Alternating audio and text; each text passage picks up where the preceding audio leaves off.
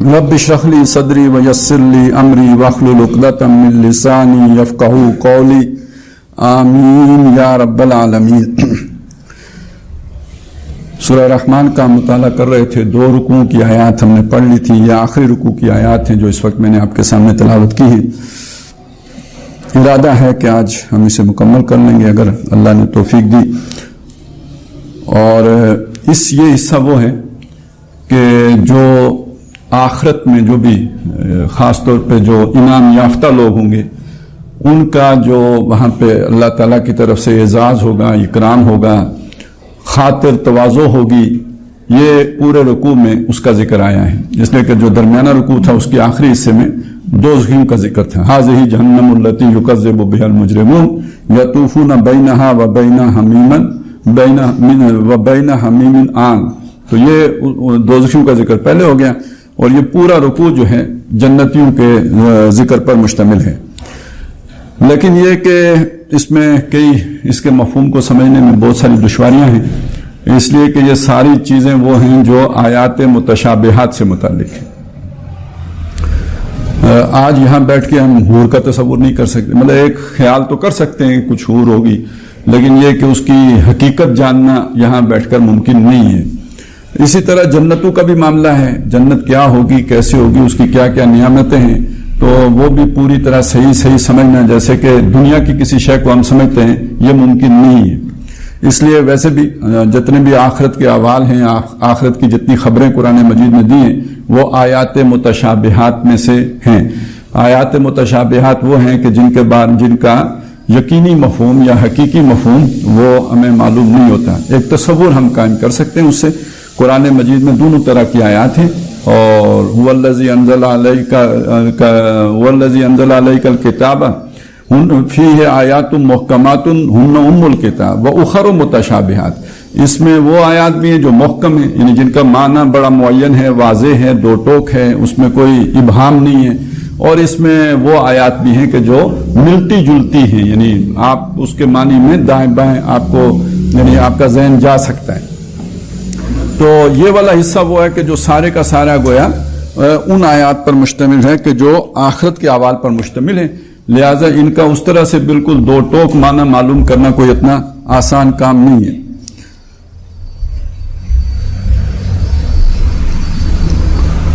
दूसरा ये कि यहाँ पे 4 जन्नतों का जिक्र है। जब हम अपनी जन्नत का सोचते हैं आमतौर पे तो जन्नत एक ही ज़हन में आती है, और बल्कि ये कि हम तो उसको भी वही जन्नत समझते हैं जिससे आदम अलैहिस्सलाम को दुनिया में भेजा गया था। लिहाजा इस तरह के हमें अपने अदब में शेर भी मिल जाते हैं कि निकाला मुझको जन्नत से फरेब जिंदगी देकर, दिया फिर शौक जन्नत क्यों, ये हैरानी नहीं जाती। तो ये तो ऐसी बात मालूम होती है जैसे किसी को वालिद मोहतरम ने घर से निकाल दिया हो और फिर उसी घर में वापस रख लिया हो। तो हालांकि वो बिल्कुल अलग जन्नत है, वो आजमाइशी जन्नत थी, और ये जो इनाम वाली जन्नत है ये उससे बिल्कुल मुख्तलिफ जन्नत है। तो एक तो वो जन्नत और फिर ये जन्नत, और दूसरा ये कि ये वाली जो जन्नत है इस जगह पे 4 जन्नतों का जिक्र है। तो अब वो कौन सी जन्नत किसकी होगी ये भी एक बड़ा जो है वो औखा सवाल है, मुश्किल सवाल है उसका तायुन करना। बहरहाल इसलिए ये जरा मकाम इस एतबार से थोड़ा मुश्किल है। फिर एक चीज ये भी है कि अब जो हमारे मजाज बन गए हैं खासतौर पे इस दौर में आकर, और जिसमें के जाहिर है उसमें अगर दुश्मन के बच्चों को पढ़ाना है तो जो कुछ पढ़ाना है वो दुश्मन की मर्जी की बात होगी ना। आप जरा सोचें ना, जुमला सोचें, दुश्मन के बच्चों को पढ़ाना है तो ये नेकी करने के लिए तो नहीं होगा। दुश्मन के बच्चे को जब आप पढ़ाएंगे तो उस तालीम के अंदर दुश्मनी का जहर शामिल होगा। सीधी सी बात है, तब आप दुश्मन के बच्चे को पढ़ा रहे होंगे ना, मोटी सी बात है। और अगर इसको बिल्कुल ये अगर मुश्किल लग रहा है ये तसव्वुर, तो मैं जरा आपको बिल्कुल एक मिसाल से समझा देता हूं कि एक दुश्मन था, उसका जो है ना पीर पगाड़े के वाले जो हुर जो थे ना, हुर आजादी पसंद, हुर्रियत उसी से बना है ना, हुर्रियत पसंद तो मालूम है ना। तो उस वक्त हुर थे ये सिंध में, उनके जो पीर थे वो अंग्रेज के दुश्मन थे, और वो पीर साहब फिर पकड़े भी गए, फिर वो जेल में उन्हें फांसी भी दी गई। और उनके जो बेटे थे जो पीर पगाड़ा साहब, उनको वो लेके गए दोनों बेटों को बर्तानिया, वहां उनको पढ़ाया, और जब वो पढ़ाने के बाद वापस आए तो जो कुछ वो थे वो आपको मालूम है। समझ आई? दुश्मन को बच्चों को क्यों पढ़ाना है? तो आज हम पढ़े लिखे लोग हैं, तो जब पढ़े लिखे लोग हैं तो इस पढ़ाई का एक नतीजा ये निकला है कि हमें गुरु से चिढ़े, गुरु का जिक्र करें तो हम हंसते हैं। जन्नत की नेमतों से बहुत से लोगों को चिढ़ होती है, कहते हैं यार ये मौलवी चस्के लेते हैं। तो भाई मौलवी पे क्यों रुकते हो? हिम्मत करो ना। ये तो मोहम्मद रसूलुल्लाह की अहादीस में भी है, ये तो कुरान मजीद में भी है, तो जरा थोड़ी जुर्रत करो ना। फिर अगर आपने पूरे पढ़े लिखे हो तो फिर सही जगह तक निशाना मारो और पहुंचो अल्लाह तक।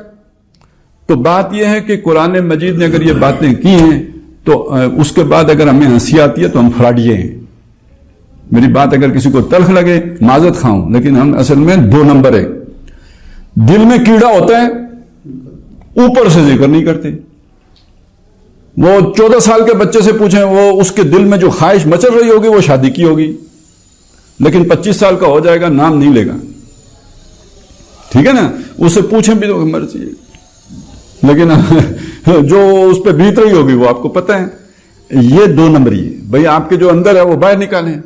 अब इस बंदे के सामने जब हूर का जिक्र आएगा तो उसने तो फिर वैसे ऊपर से तो नखरा करना ही है, और ये कि उसको फिर ये कि समझा ये जाना है, यानी तासुर ये देना है कि मौलवी जो है ना इस पर वो ज़ेब दास्तान के लिए ये सारी कहानियां बयान कर रहे हैं। तो भाई ये ज़ेब दास्तान नहीं है, अल्लाह ताला ने ये बयान किया, और इस वजह से कि अल्लाह को मालूम है कि आपका कीड़ा क्या है। अल्लाह को पता है कि आपके अंदर जो है ना क्या क्या ख्वाहिशात उसी ने रखी है ना, वो नहीं जानता।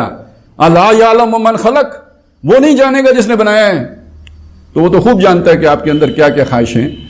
और दूसरी बात यह है कि जिन्हें अल्लाह की परवाह नहीं है, जिन्हें आखिरत की फिक्र नहीं है, वो तो दुनिया ही में मौजी जिंदगी बसर करते हैं ना,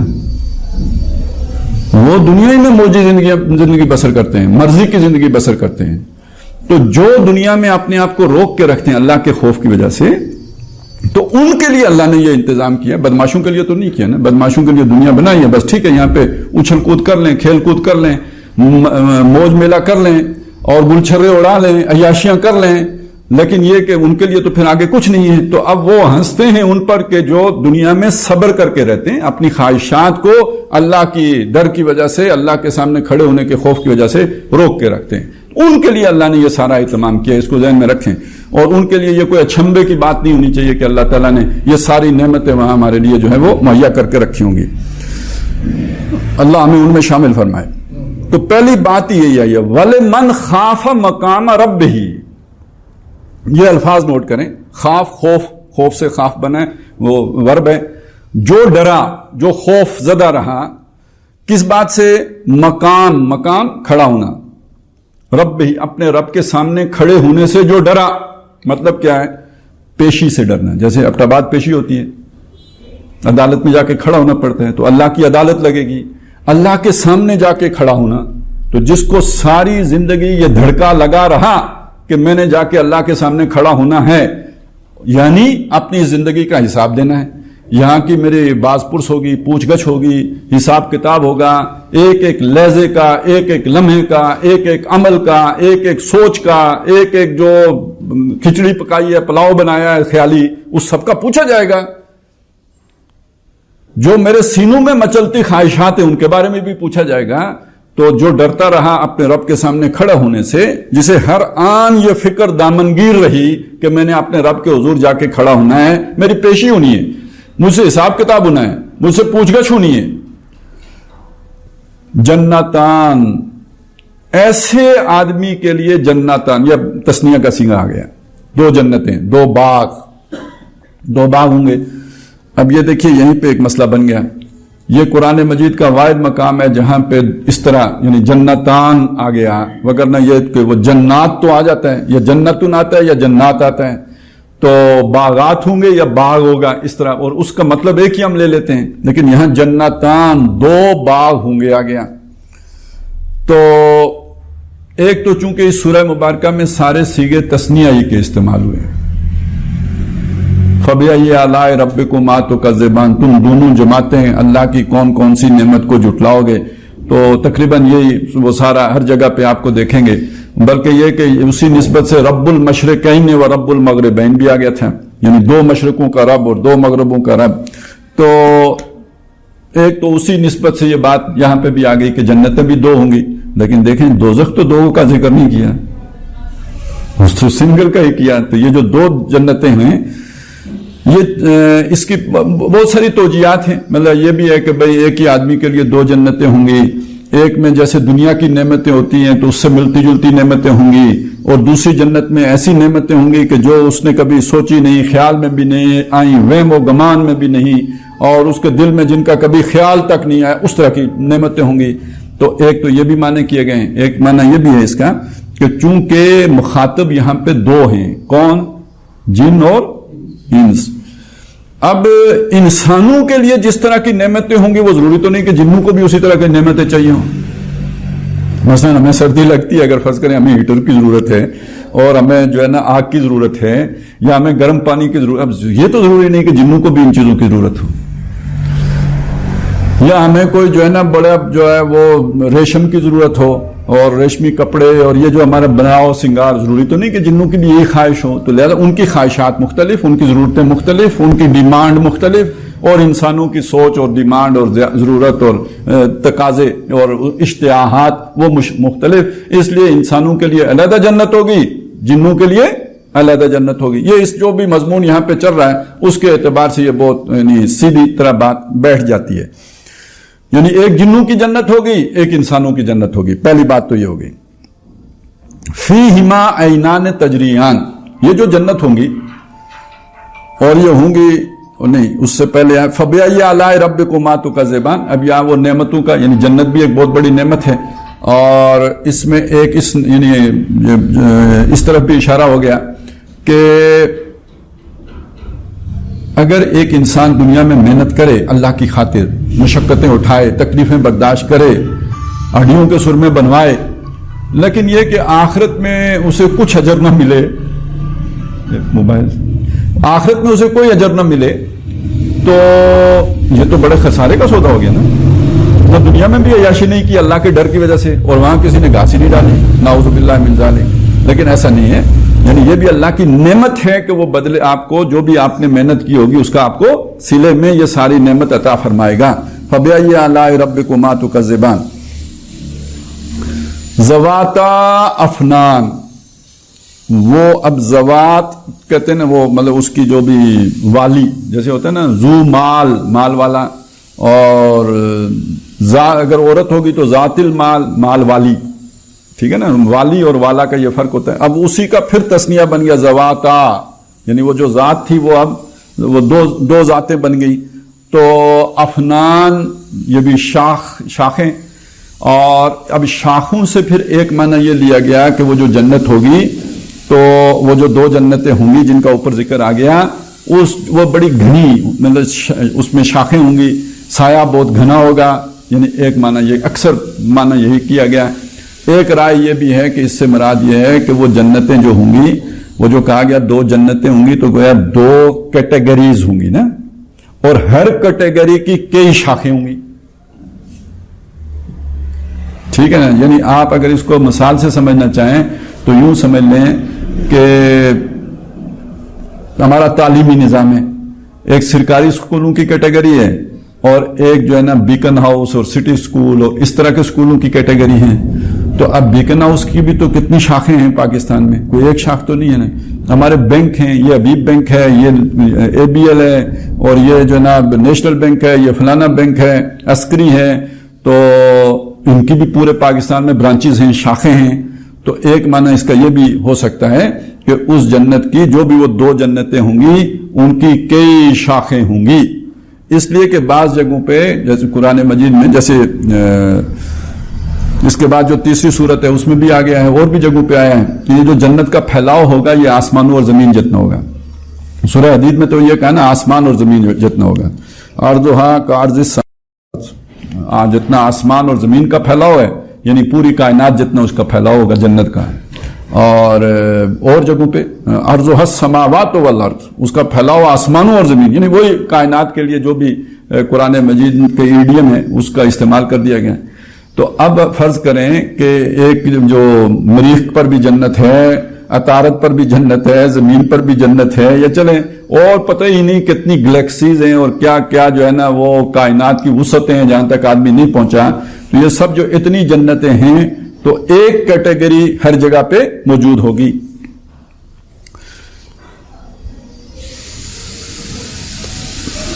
فیہما عینان فبأی آلاء ربکما تکذبان فیہما عینان تجریان۔ اب یہ جو جنتیں ہوں گی، یعنی ہر جنت فرض کریں ایک کئی جگہوں پہ وہ جنتوں کی وہ کیٹیگری موجود ہیں، تو ایک چیز تو اس میں لازمی ہوگی، کون سی جی؟ کہ اس میں 2 چشمے ہوں گے، چونکہ جنتیں بھی 2 ہیں، ہر جنت میں ایک اپنا اپنا چشمہ ہوگا، وہ جنوں والی جنت میں اپنا چشمہ ہوگا اور یہ انسانوں والی جنت میں علیحدہ چشمہ ہوگا، اور یہ چشمہ جو ہے یہ جاری ہوگا، تجریان، بہہ رہا ہوگا۔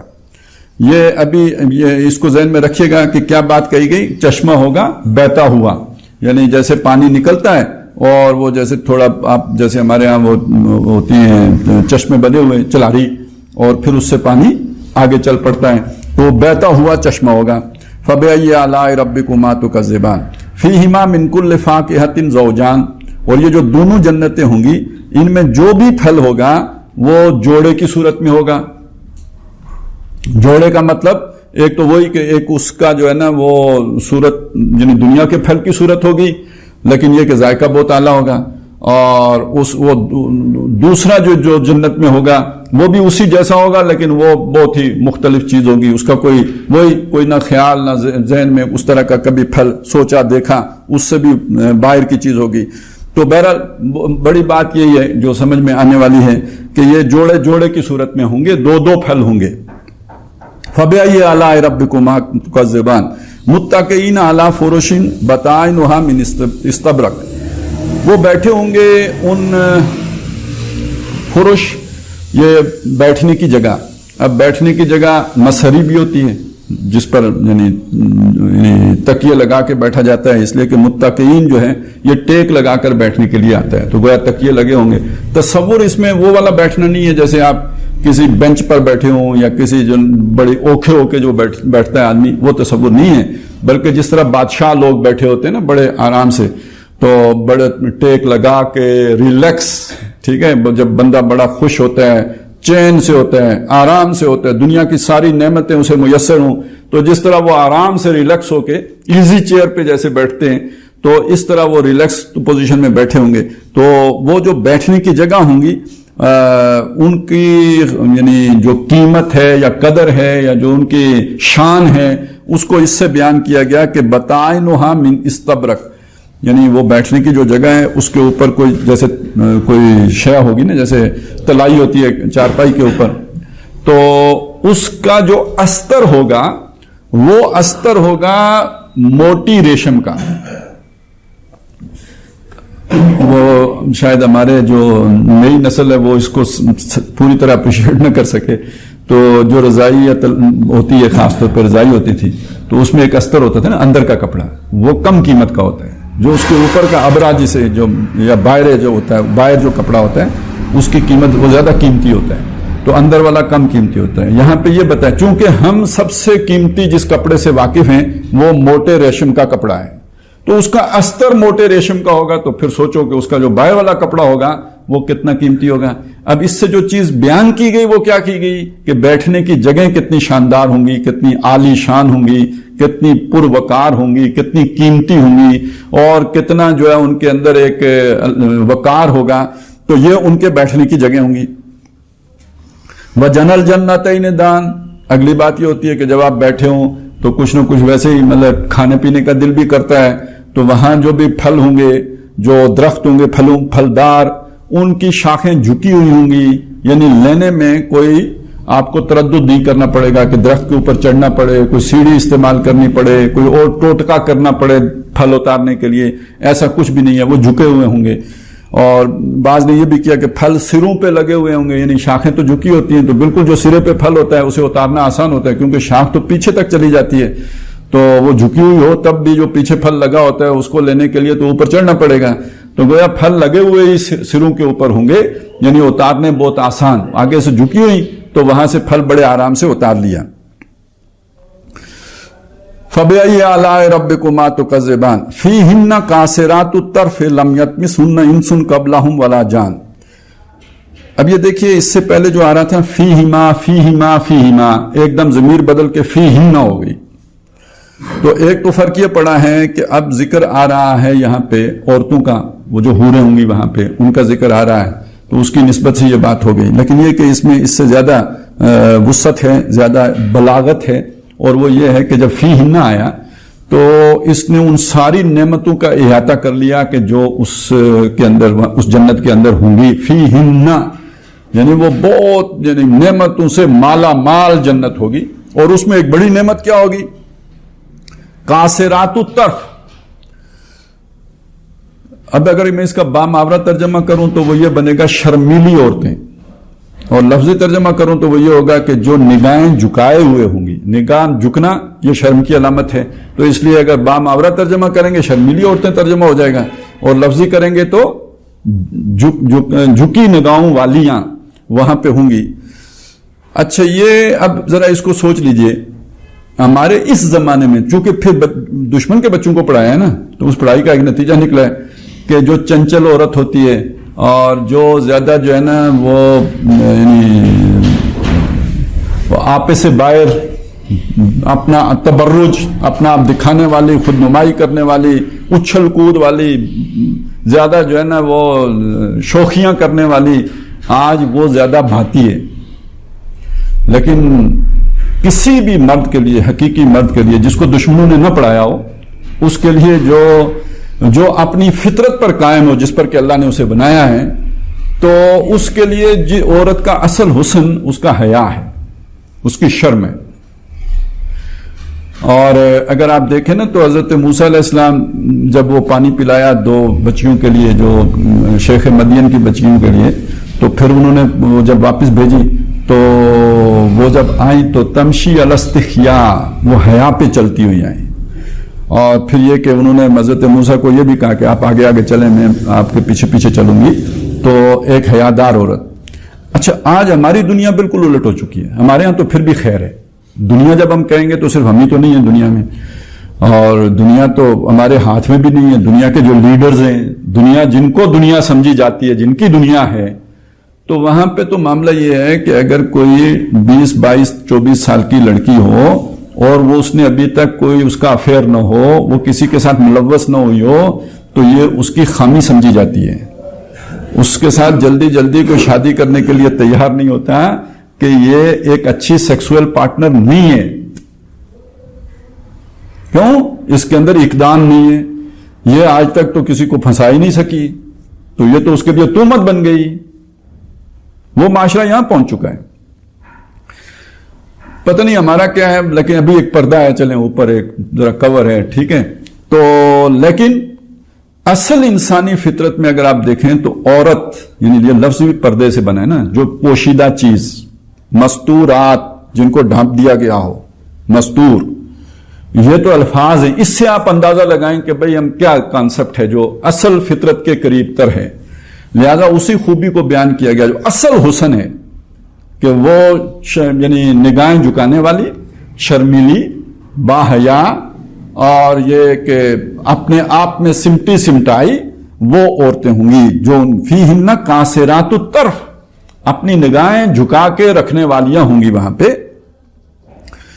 باقی دنیا کے اعتبار سے بھی یہ دیکھیں نا تو جو بھی انسان ہوتا ہے تو اس کے اندر حسن 2 طرح کا ہوتا ہے. ایک حسن کردار کا حسن ہوتا ہے، ایک حسن جسم کا حسن ہوتا ہے. حسین چہرہ بھی 40 سال کے بعد مرجانا شروع ہو جاتا ہے. اور ٹھیک ہے آج کل میک اپ کا سامان ہے، 10-15 سال اور آپ ٹپ ٹاپ کر کے گزارا کر لیں گے، لیکن اس کے بعد جھریوں کا کیا کریں گے؟ پھر تو بہت پیسے چاہیے پلاسٹک سرجری کرانے کے لیے، لیکن کہاں کی کرائیں گے؟ ٹھیک ہے. تو آخری عمر میں کیا ہو جائے گا؟ 70 سال 75 سال، کوئی فرق نہیں رہتا کون حسین تھا اور کون جو ہے نا بدصورت قبیح تھا، کوئی فرق نہیں رہتا، سب ایک جیسے ہو جاتے ہیں. وَمَن نُعَمِّرْهُ نُنَقِّصْهُ فِي الْخَلْقِ، جس کی عمر بڑھتی جاتی ہے اس کی خلقت میں تک جو ہے وہ کمی آتی جاتی ہے، تو اب وہ ظاہر ہو جاتی ہے. تو یہ حسن وہ ہے جو فانی ہے، ختم ہو جانا ہے.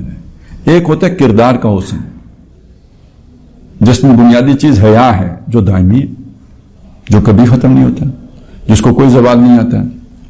تو اصل خوبی یہ ہے فیہن قاصرات الطرف لم یطمثہن انس قبلہم ولا جان، اس سے پہلے نہ انہیں کسی انسان نے چھوا ہوگا نہ انہیں کسی جن نے چھوا ہوگا. چھوا ہونا مطلب مس کرنا.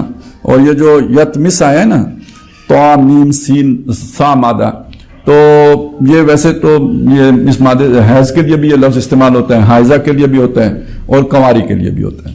یعنی جسے ہم یعنی یوں سمجھ لیجئے کنوارا کا مطلب کیا، ان ٹچ، جسے کسی نے چھوا نہ ہو، تو اسی معنی میں یہاں پہ آیا ہے کہ اس سے پہلے انہیں ان کے ساتھ کوئی ملوث نہیں ہوا ہوگا.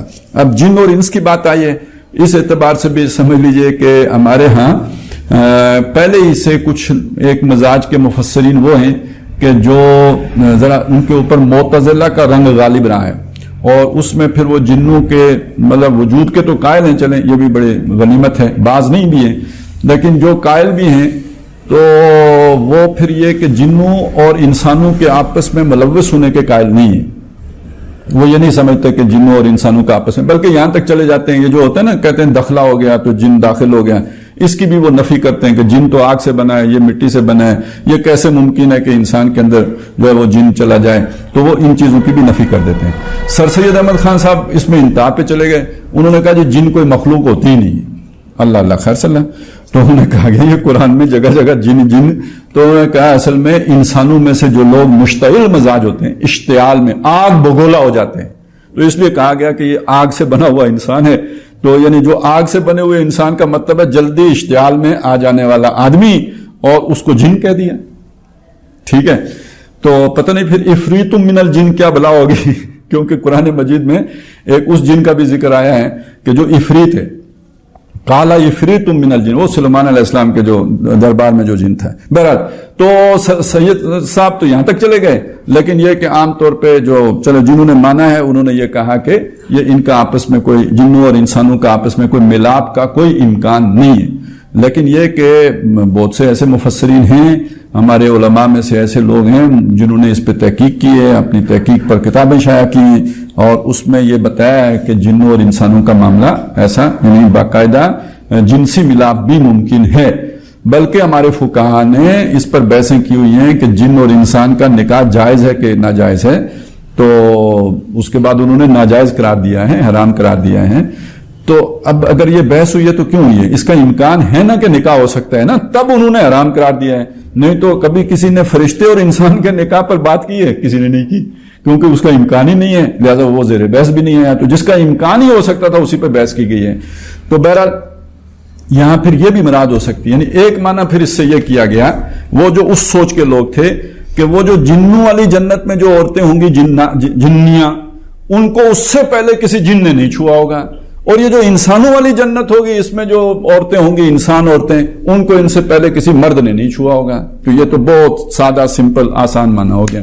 اور دوسرا معنی یہ بھی کیا گیا کہ وہ بے شک انسانوں والی جنت میں بھی اور جنوں والی جنت میں بھی جو عورتیں ہوں گی، چونکہ اس بات کا امکان ہے کہ ان کو انسانوں نے اور ان کو جنوں نے چھوا ہو، تو یہاں پہ ایسا معاملہ نہیں ہوگا، وہ نہ کسی انسان نے چھوا ہوگا نہ کسی جن نے چھوا ہوگا.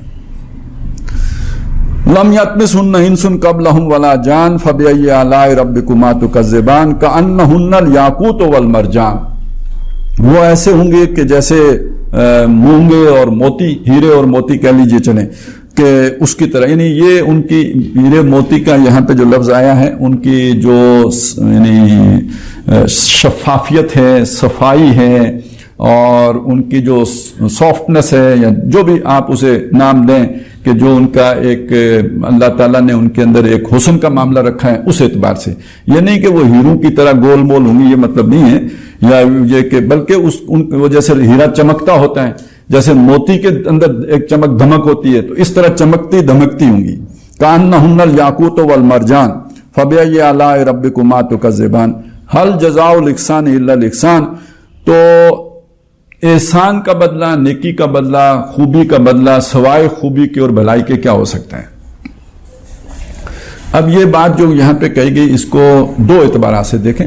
اس دنیا میں ہم آئے ہیں تو ہم پر اللہ کے بے شمار احسانات ہیں. اس نے ہمیں بڑی صلاحیتیں دی ہیں, آنکھیں دی ہیں, کان دیے ہیں, اور بہت ہمیں جو ہے نا زندگی گزارنے کے لیے سارے لوازمات فراہم کیے ہیں, اور پھر ان کی جو بھی ہماری ضرورتیں ہیں ان کو پورا کرنے کا وافر بندوبست کیا ہے. آکسیجن ٹینٹ ہے جو پورا یہاں پہ زمین کے اوپر اللہ نے طاری کر دیا ہے, جس کے اندر ہم سانس لے رہے ہوتے ہیں. پھر یہ کہ ہماری خوراکوں کا بندوبست کر دیا ہے. بارشیں ابھی دیکھیں نا, 2-3 مہینے بارش نہیں ہوئی تھی تو کیا حالت ہو گئی تھی, تو اس نے برسا دی, تو اب دیکھیے مطلب کیسی زمین بدل گئی ہے. تو یہ سارے اللہ کے احسانات ہیں. ان احسانات کے بدلے میں انسان کو اللہ کے سامنے ان نعمتوں کی جواب دہی اور ان کی قدردانی کو پیش نظر رکھ کے وہ وَلِمَنْ خَافَ مقام کہ اللہ ایک دن ان نعمتوں کے بارے میں سوال کرے گا, تو اس کا بدلہ سوائے عبادت کے, ریاضت کے, اللہ کی بندگی کے, اللہ کے احکامات پر چلنے کے اور کیا ہو سکتا ہے. ایک تو اس کا یہ معنی ہو جائے گا, اور دوسرا معنی یہ ہے کہ جس شخص نے اللہ کے لیے محنت کی, جس شخص نے اللہ کے لیے اپنی خواہشات کو روک کر رکھا, جس شخص نے اللہ کے سامنے پیشی کے ڈر سے دنیا میں حرام میں منہ نہیں مارا اور اس نے حلال ہی پر قناعت کی اور بڑی جو ہے قسمہ پرسی کی زندگی بسر کی, تو اس کا بدلہ سوائے نیکی اور بھلائی کے اور کیا ہو سکتا ہے. اب آپ تصور کریں نا اس آدمی کا کہ جس نے حلال حرام کی کوئی تمیز نہیں کی تو دنیا میں موجیں اڑائی, اور اس آدمی کا تصور کریں کہ جسے موقع بھی ملے تو اللہ کے ڈر کی وجہ سے اس نے ان سے فائدہ نہیں اٹھایا. کیا آپ کا دل کہتا ہے کہ دونوں کا آخرت میں انجام ایک جیسا ہو جائے؟ میں اپنے دل سے پوچھیں, اپنے کو بیچ سے نکالیں, کیونکہ جب آپ اپنے آپ کو بیچ میں ڈالیں گے تو پھر آپ کی سوچ الٹی سوچنا شروع کر دے گی. اپنے کو بیچ سے نکال کے ویسے سوچیں. ایک وہ شخص ہے جس نے دنیا میں کوئی حلال حرام کی تمیز رکھی نہیں, اور دوسرا وہ ہے جس نے اللہ کے ڈر کی وجہ سے اپنے آپ کو حلال پہ روکا, اور روکنے کی وجہ سے وہ دنیا والوں سے پیچھے رہ گیا, قسم پرسی کی زندگی بسر کرنی پڑ گئی. تو کیا اللہ کے سامنے جا کے دونوں برابر ہو جائیں گے؟ تو یہ بات سمجھائی گئی ہے کہ جس نے نیکی کی ہے اس کا پھر بدلہ اس کی صورت میں ہونا چاہیے. جس روزہ رکھا ہے اس کی افطاری کا بندوبست اچھا ہونا چاہیے. روزے دار کے لیے افطاری کا بندوبست کرتے ہیں نا, تو جس نے پوری زندگی کا اللہ کی خاطر روزہ رکھا ہے اس کے لیے پھر اللہ تعالیٰ جو ہے نا وہاں پہ حوروں کو سور کا بندوبست کرتا ہے, تو اس میں یہ افطاری کا سامان ہو گیا نا پھر. تو هل جزاء الاحسان الا الاحسان فبأي آلاء ربكما تكذبان. اب یہاں تک جو بات آ گئی وہ ایک قسم کی جنتوں کا ذکر ہو گیا پورا, اور اس میں زیادہ تر مفسرین کی رائے یہی ہے کہ یہ جنتیں یعنی یہ اصل میں جو دوسری طرح کی جو دو جنتیں آ رہی ہیں تو ان کا آپس میں جو انہوں نے ریلیشن قائم کیا ہے وہ یہ کیا ہے کہ ایک جنت ہوگی یعنی ایک قسم کی جو دو جنتیں ہیں یہ مقربین کی ہیں, اور دوسری قسم کی جو دو جنتیں ہیں وہ اصحاب الیمین کی ہیں. اگلی صورت میں یہ یعنی کم درجے کے جنتی, جنت میں درجے ہوں گے تو وہ اونچے درجے کے جنتی ہیں, اور یہ والے جو ہے یہ نچلے درجے کے جنتی ہیں. اور اب زیادہ تر جو مفسرین ہیں وہ یہ کہتے ہیں کہ یہ جو ہم نے پڑھ لیا حصہ یہ مقرب جنتیوں کا ذکر ہو گیا. جو بڑے درجے کے جنتی تھے یہ ان کی جنتیں ہیں جن کا بیان ہوا ہے. اب جو آگے جنتیں آ رہی ہیں یہ ان کے نزدیک کمتر درجے کی جنتیں ہیں. یعنی اگر یہ وہ جو پڑھ لی ہم نے یہ 7 سٹار جنتیں تھیں, تو اب جو ہم پڑھنے لگے یہ 5 سٹار جنتیں ہوں گی.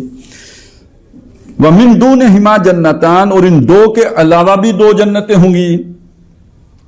فَبِأَيِّ آلَاءِ رَبِّكُمَا تُكَذِّبَانِ مُدْهَامَّتَانِ یہ جو 2 جنتیں ہوں گی یہ گہری سیاہی یعنی اتنی سبز گہری ہوں گی کہ سیاہی مائل ہو جائیں گی. کوئی بھی رنگ جب بہت زیادہ گہرا ہوتا ہے تو آپ نے دیکھا ہوگا کہ اس میں ایک سیاہی مائل یعنی انتہائی گہرا سرخ رنگ, اس میں بھی آپ تو بہتر جانتے ہیں اس میں بھی سیاہی کی کیفیت آ جاتی ہے. اور جب کوئی سبز رنگ بہت گہرا ہوتا ہے, آپ نے پتے دیکھے ہوں گے جب ابھی ساون کا مہینہ آئے گا پوری طرح جب جوبن پہ آئیں گے تو وہ سبزہ بہت زیادہ جب گہرا ہو جاتا ہے تو اس میں بھی ایک سیاہی کی کیفیت آ جاتی ہے. تو انتہائی گہرا رنگ, تو یہ سیاہی مائل یعنی اس کے وہ جیسے ہوتے ہیں نا کہیں کھاد بھی ہو, پانی بھی وافر ہو, موسم اچھا ہو, تو جس طرح وہ فصل جو ہے نا اس کے اندر ایک تازگی ہوتی ہے, تر و تازہ ہوتی ہے, اس کے اندر وہ رسیلی ہوتی ہے, تو اس کا ایک مظہر یہ ہے کہ مدھامتان وہ بہت ہی سبز سیاہی مائل ہوں گی.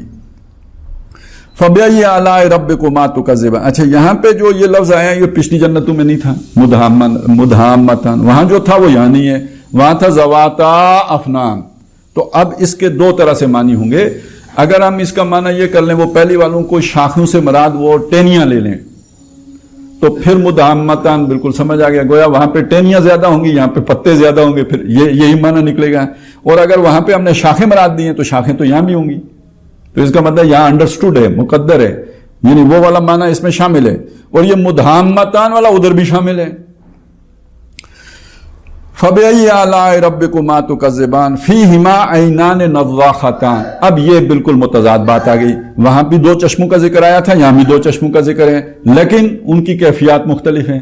وہاں پہ فِيهِمَا عَيْنَانِ تَجْرِيَانِ، وہ چشمے تھے بہتے ہوئے، اور یہ چشمے ہیں ابلتے ہوئے. فِيهِمَا عَيْنَانِ نَضَّاخَتَانِ، فوارہ ہوتا ہے نا جیسے، اس کے نیچے سے جیسے پانی اوپر آتا ہے. یا جیسے ہم نے آب زمزم کے بارے میں سن رکھا ہے کہ جب وہ ایڑیاں رگڑی حضرت اسماعیل علیہ السلام نے تو اس سے جو پھوٹا ہے تو وہ قابو ہی نہیں ہوتا تھا، اتنا زور پریشر تھا اس کا، تو اسی وجہ سے اس کا زمزم نام رکھا گیا نا، تھم جا تھم جا.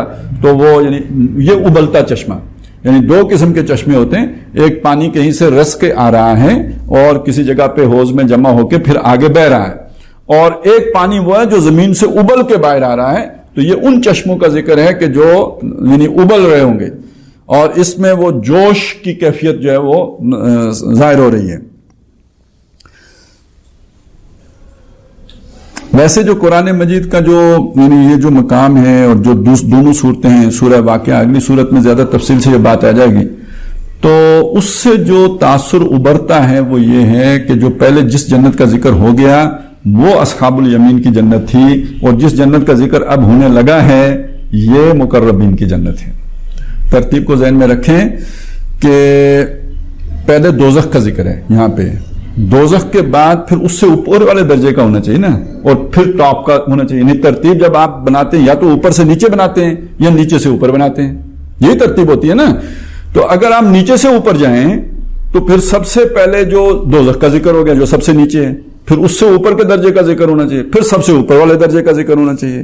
اور اگر آپ اوپر سے نیچے آئیں تو پھر سب سے اوپر والے کا پہلے اور اس کے بعد درمیان والے کا پھر دوزخ کا ذکر. اگلی صورت میں یہی ہے، السابقون السابقون اولئک المقربون، سب سے ٹاپ والے کا ذکر پہلے آ گیا، فی جنات النعیم. اس کے بعد دوسرے نمبر اصحاب الیمین ما اصحاب الیمین. تیسرے نمبر پر جو جا کے یا ایھا الضالون المکذبون لاکلون من شجر من زقوم، وہ اصحاب الشمال ما اصحاب الشمال فی سموم و حمیم، وہ اب تیسرے نمبر پر آئے. تو ترتیب اوپر سے نیچے آئی. اب اس کو الٹا کریں، جیسے کہ یہاں پہ الٹی ہے، یہاں پہ جہنم کا ذکر پہلے ہے، تو پھر درمیان میں کس کا ذکر ہونا چاہیے اور آخر میں کس کا ہونا چاہیے؟ آخر میں پھر اصحاب سابقون الاولون کا ہونا چاہیے، اور درمیان میں جو ہے وہ اصحاب الیمین کا ہونا چاہیے.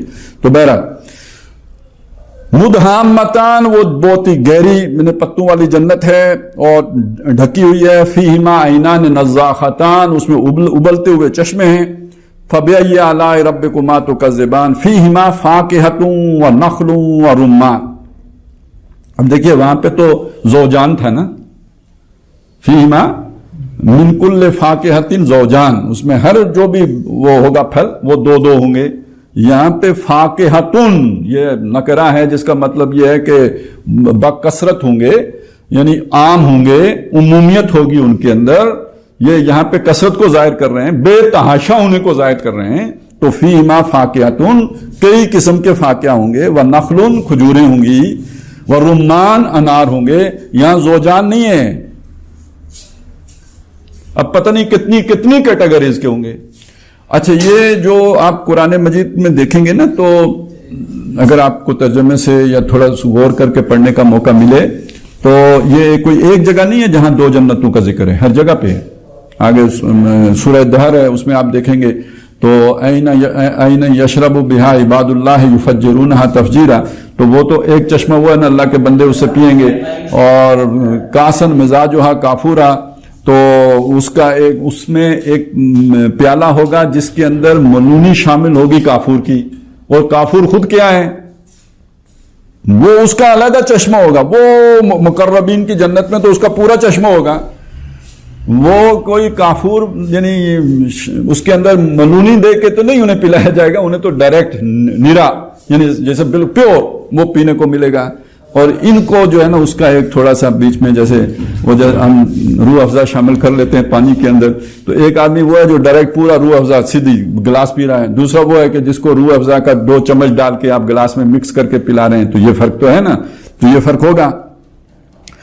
تو اس اعتبار سے فاکہتوں و نخلوں و رمان, بہت یعنی انار بھی ہوں گے, کھجوریں بھی ہوں گی, اور ہر قسم کے جو ہے وہ فاکہہ خشک جو ہے وہ میوہ جات بھی اور پھل بھی. فَبِأَيِّ آلَاءِ رَبِّكُمَا تُكَذِّبَانِ فِيهِنَّ خَيْرَاتٌ حِسَان. وہاں پہ پھر وہی ہننا آ گیا, وہ عورتوں کا ذکر آ رہا ہے, تو پھر وہ باقی ساری نعمتوں کا احاطہ کرتے ہوئے اس کا ذکر کیا گیا. خیرات یہ اور حسان, خیر یعنی خوبی کے لیے یہ لفظ استعمال ہوتا ہے, بھلائی کے لیے استعمال ہوتا ہے. حسان خوبصورتی کے لیے استعمال, حسن اسی سے بنا ہے. تو پھر انہی 2 چیزوں کے ساتھ جڑے گی, ایک انسان کا ظاہری حسن ہوتا ہے, ایک انسان کا کردار کا حسن ہوتا ہے, اعمال کا حسن ہوتا ہے. تو خیرات جو ہوگا لفظ وہ استعمال ہوگا, اس کے اندر جو نیکی ہے, بھلائی ہے, خیریت ہے, وہ اس کے اندر جو خوبیاں ہیں جس میں وہ حیا بھی شامل ہے, شرم جو ہے نا وہ شرم کا مادہ بھی ہے, ایک اطاعت شعاری بھی ہے, اور رضامندی والا معاملہ بھی, یہ ساری چیزیں خیرات میں آئے. وفاداری, ایثار, یہ سب خیرات میں آ جائیں گی. اور احسان وہ جو ظاہری خوبصورتی ہوتی ہے جس میں آنکھیں اور جو بھی آپ وہ سرائی دار گردن اور یہ اور وہ جو بھی آپ وہ گنتے ہیں جو خوبیاں, تو یہ ہیں جو ظاہری خوبیاں. تو ایک لفظ بولا اس سے باطنی اور جو کردار کی خوبی ہے اس کے لیے, اور دوسرا لفظ بولا جو جسم کی یا ظاہری خوبی ہے اس کے لیے. خیرات حسان. فَبِأَيِّ آلَاءِ رَبِّكُمَا تُكَذِّبَانِ حُورٌ مَقْصُورَاتٌ فِي الْخِيَامِ. یہ حوریں ہوں گی. یہ حور کا لفظ بھی جو ہے یہ یوں سمجھیے کہ خوبصورتی کے لیے, اور مطلب بالکل دھلا دھلایا جیسے جو چمکتا دمکتا جو تصور یعنی کوئی چیز ہو. مقصورات رکی ہوئی, روک دی گئی ہوئی, بلکہ مقصور یعنی جیسے ہوتا ہے قاصر ہوتے ہیں نا, یہ تو آپ کو یاد ہوگا نا, فدوی اسکول میں حاضر ہونے سے قاصر ہے, تو یعنی قاصر ہے یعنی یہ قصور کا لفظ بھی اسی سے بنا ہے. ایک قصور ہو گیا یعنی کمی رہ گئی, میں حاضر نہیں ہو سکا, یہ قصور ہے. تو حاضر ہونے سے قاصر ہے یعنی میں نہیں آ سکتا. تو مقصور وہ ہو گیا کہ جس کو روک لیا گیا ہو. تو مقصورات وہ عورتیں کہ جو رکی ہوئی ہوں, تو روک دیا نہیں جو رکا ہوا ہو, یعنی مقصورات جو رکی ہوئی ہوں. فی الخیام, خیموں میں. تو یعنی ایک خیموں کا تصور ہمیشہ پکنک کے ساتھ آتا ہے. یہ ایک تو جہاں آپ رہتے ہیں اور جنت ہوگی تو وہاں نعمتیں ہوں گی, تو وہ تو آپ کا محل ہوگا نا, وہاں عالی شان جگہ ہوں گی. وہ جیسے آیا کہ وہ جہاں پہ تکیے لگائے, آگے بھی آ جائے گا, بیٹھے ہوں گے, وہ تو محلات ہیں. آگے جو آپ کبھی سیر پہ نکلے, کہیں آگے پیچھے گئے, کوئی شمالی علاقوں میں جیسے آج کل لوگ جاتے ہیں, تو اب وہاں پہ جو ہے نا وہ خیمے لگے ہوئے ہوں گے, اور خیمے لگے ہوئے ہوں گے, اور ان خیموں میں جو ریسیو کرنے والی جو خواتین ہوں گی وہ ان کے لیے وہاں پہ رکی رہیں گی. وہ جب بھی ان کا ٹرپ لگے گا تو وہ وہاں پہ جو یہ بھی سہولت ان کے لیے موجود ہوگی. اب یہ یعنی ایک تو آپ کا گھر ہے, گھر کی رونق تو آپ کی بیوی ہے, اور کوئی نعمت مطلب وہ جو صحیح معنی میں آپ انجوائے کرتے ہیں تبھی کرتے ہیں جب آپ کا پارٹنر آپ کے ساتھ ہو, یعنی ایک وفاداری کا تعلق ہو, اثار کا تعلق ہو. تو صحیح نعمتوں کا مزہ تو تبھی آتا ہے نا کہ جب آپ کا ساتھی بھی, جیون ساتھی آپ کے ساتھ ہو. تو یہ تو بیویاں ہیں. لیکن آپ ٹرپ پہ نکلے تو جیسے آج دنیا میں ہوتا ہے کہ اکثر و بیشتر سیر و سیاحت کیوں کی جاتی ہے, ہوتے ہیں کچھ لوگ صرف دنیا دیکھنے کے لیے بھی جاتے ہیں, لیکن یہ کہ اکثر و بیشتر سیاحت کے ساتھ جو ہے نا یہ عیاشی اور یہ سارا سامان جو ہے نا یہ ٹورزم, اس کے تو یہ لوازمات میں شامل ہے. تو وہاں اللہ تعالیٰ نے جنتیوں کے لیے یہ سارا انتظام کر کے رکھا ہوگا. وہ رکی رہنے والے. اچھا, یہ رکنے کا بھی یہ کہ وہ آپ اگر 6 مہینے نہیں گئے تو ایسا نہیں ہے کہ وہ کوئی بازار نکل جائیں, بلکہ نہیں, وہ آپ کے انتظار میں وہاں پہ بیٹھی ہوئی ہوں گی. حورن مقصورات فی الخیام, فَبِأَيِّ آلَاءِ رَبِّكُمَا تُكَذِّبَانِ لَمْ يَطْمِثْهُنَّ إِنسٌ قَبْلَهُمْ وَلَا جَانٌ، یہ پہلے آ چکا، وہی بات آ گئی، ان کو کسی نے، نہ کسی جن نے، نہ کسی انس نے اس سے پہلے چھوا ہوگا۔ فَبِأَيِّ آلَاءِ رَبِّكُمَا تُكَذِّبَانِ مُتَّكِئِينَ عَلَىٰ رَفْرَفٍ خُضْرٍ وَأَبْقَرِيٍّ حِسَانٍ، وہ بیٹھے ہوں گے سبز قالینوں پر، رفرف یعنی بہت اعلیٰ جو قالین ہے، اور وہ سبز رنگ اس کے یعنی مزید اس کے عالی شان ہونے کی طرف اشارہ کر رہا ہے، تو وہ سبز قالینوں پر بیٹھے ہوں گے۔ وَأَبْقَرِيٍّ، یہ ابکری کا لفظ جینیس کے معنوں میں ہمارے ہاں استعمال ہوتے ہیں، انتہائی غیر معمولی صلاحیتوں کا مالک انسان، جینیس، ذہنی صلاحیتیں بھی، اور یعنی وہ اس کے اندر سوچ بچار غور فکر، تو وہ جینیس ہے، غیر معمولی ابکری۔